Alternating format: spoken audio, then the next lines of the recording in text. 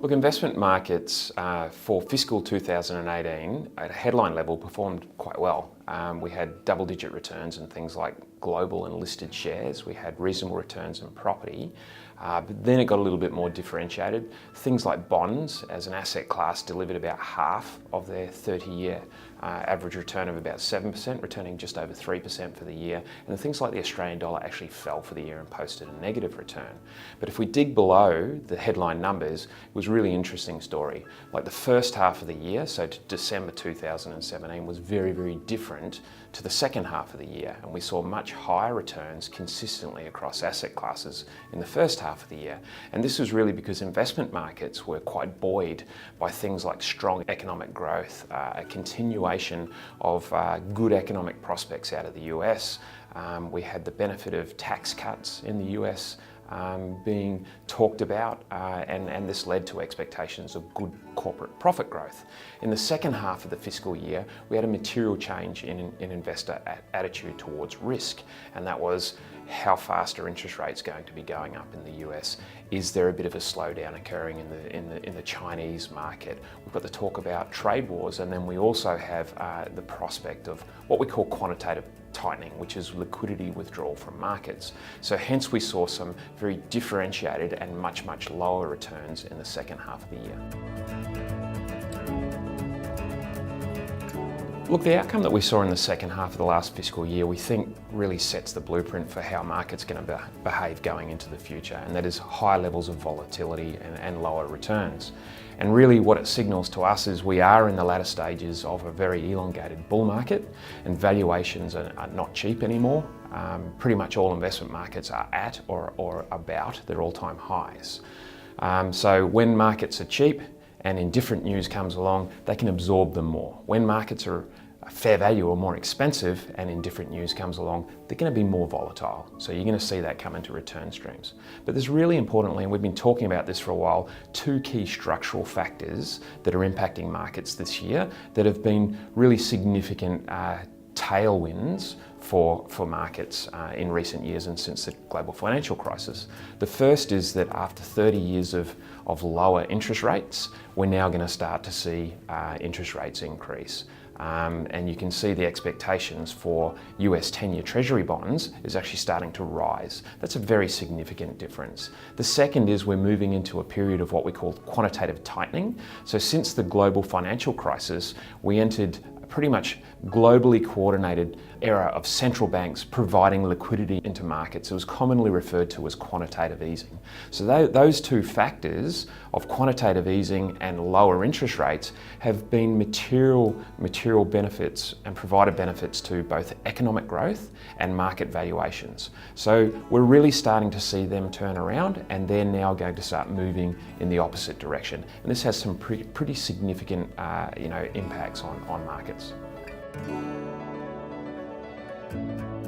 Look, when considering the outlook for markets and portfolios now, there's a few things to consider. The first is we're actually in a really supportive economic environment. So the US is performing well, Europe's doing okay, China's slowing but it's manageable, so we've got a good backdrop for delivering corporate profits. What we've got to balance that with is, as mentioned, the impact of rising interest rates, what that means for consumers' debt, what that means for market valuations, and then also we've got quantitative tightening or the withdrawal of liquidity in markets. So these will be factors that have been tailwinds that will now be slight headwinds and will create some market volatility. So the other consideration is the risk or the implication of trade wars, which is playing out in markets at the moment, and it is quite an uncertain factor. So pulling that all together and what it means for market outlooks, given where valuations are sitting and given some of the uncertainties that are prevalent in markets at the moment, we think there is an increased likelihood of lower returns than we've seen historically across investment markets.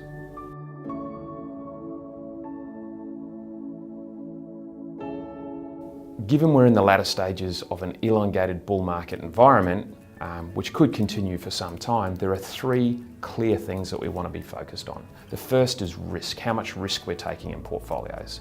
We don't think, given we're in the latter stages, that this is the appropriate time to be at the upper level of risk limits. So we want a more balanced risk exposure in the portfolio. And everything that we put into the portfolio, every individual asset is taken with that lens on, being a focus on the risk of the underlying investment. The second is we want to be more diversified. So we don't just want higher risk, higher volatility growth assets dominating portfolio returns at the moment. We want a larger allocation of things that diversify risk away from equity markets and interest rates. So things like alternatives and private markets. And the third thing that we want to do is we want to be active in the portfolios. We're seeing opportunities, they're more selected, and volatility actually creates that opportunity for us, but that can really supplement investment returns. Portfolios have behaved how we would expect them to behave in this market environment. So despite the fact that we had very significant differences from the first half of the year to the second half of the year, the portfolios performed on a really consistent basis. And that's one of the key things that we're trying to deliver for our clients, is a consistent return for them. And that's because we are a diversified portfolio. We have multiple levers and sources of return from which to draw on. We don't just have a single asset class, and we're very active in the way that we manage money. As equity markets rallied throughout the year, we actively took risk off the table. So we reduced our positions there. And we allocated some of that capital to diversifying assets such as private markets, which are things like direct property. Within this move, we maintained our allocation, our higher weight of allocation to international equities over domestic equities, where we have a clear preference. And another key contributor was our position in the Australian dollar. So we hold our offshore assets in an unhedged position, which means as the currency depreciates like it did this year, that actually adds to the value of our offshore assets in Australian dollars, and it boosts portfolio returns. So when we think about the environment we're in, it's low growth, there's more volatility coming, how confident are we in delivering our objectives? And we are confident, and the reason being is, one, will be active across markets. So volatility introduces risk into portfolios, but it also creates opportunities. And the second thing is we have multiple sources of return from which to allocate our capital. So we're not wedded to a single asset class like equities or interest rates. We can go across a whole range of asset classes on a global basis to seek returns, and that's what provides us with the opportunity to deliver objectives.